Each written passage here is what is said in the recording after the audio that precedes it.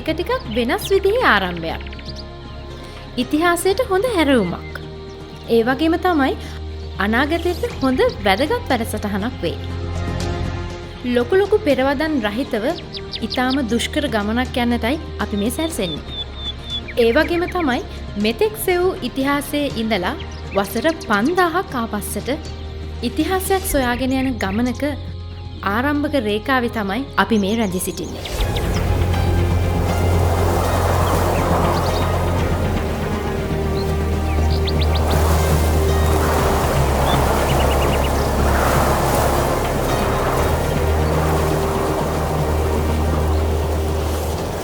ඔබත් මමත් දන්න විජේ කුවේණි ඉතිහාස කතාවේ ඉඳලා එපිට ඉතිහාසයේ ප්‍රසිද්ධ අප්‍රසිද්ධ තැන් සොයා බලන ගමනක මුල් පියවර අපි දැනටමත් සනිටුහන් කරලා හමාරයි. ඉතින් මේකේ ඉතිහාසයේ විරල තතු සරල අයුරින් ඔබේ ආලින්දයට ගෙන එන්නට අපිට අවසරයි.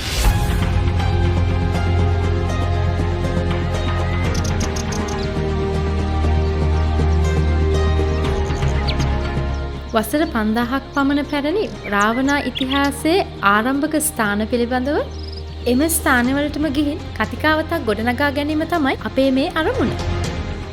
ඇත්තටම රාවණා ඉතිහාසයේ එම ස්ථාන සහ ගම්දානව් පිළිබඳ ශ්‍රී ලාංකීය ප්‍රෞಢ ඓතිහාසිකත්වය අපේ මේ වැඩසටහනේ ඉදිරි වැඩසටහන් වලදීත් අපි කතා කිරීමට සූදානම්.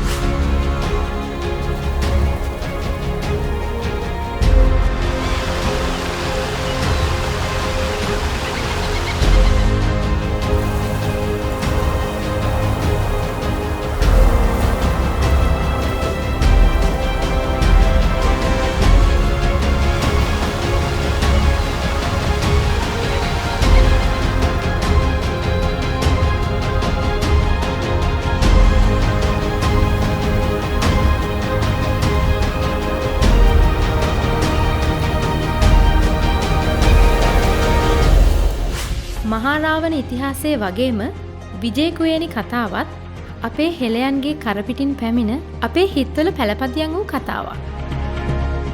විටක ඒ ප්‍රේම කතාවක්. තවත් විටක ගෝත්‍ර ඝට්ටනයක් පිළිබඳ කතාවක්. මේ කතාව පිළිබඳ අප්‍රසිද්ධ සුළුමුළු සොයන්නටත් අපි මේ වැඩසටහනේදී සූදානම්.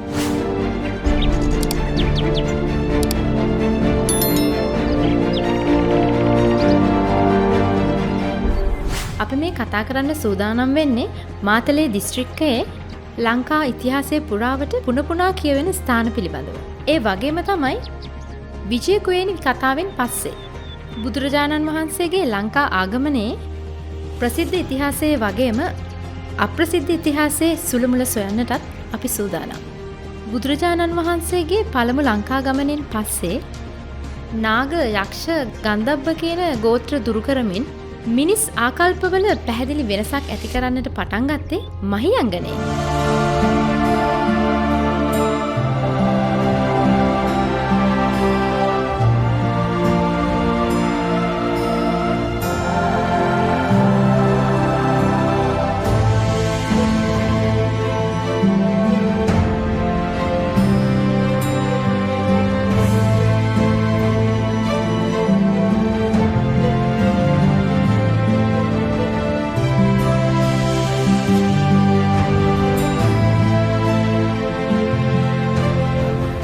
බුදුරජාණන් වහන්සේ පළමුවරට වැඩි මහියංගනයෙන් පටන් අරගෙන සොළොස් මස්ථාන පිළිබඳවම ශ්‍රී ලාංකීය ප්‍රෞಢ ඓතිහාසිකත්වය පිළිබඳ ඉදිරි වැඩසටහන් වලදී අපි කතා කරන්නට සූදානම්.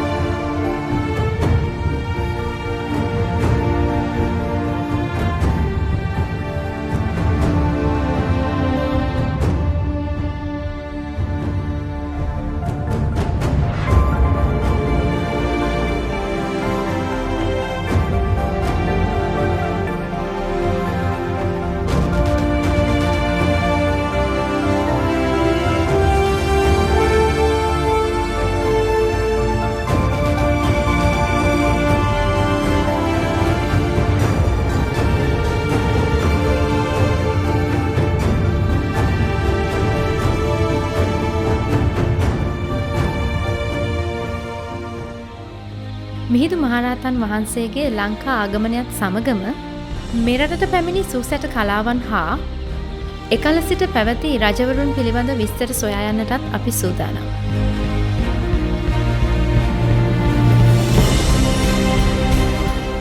එහෙමනම් මේ හෙළ සිංහලේ ප්‍රෞಢ ඉතිහාසයකට යන ගමන.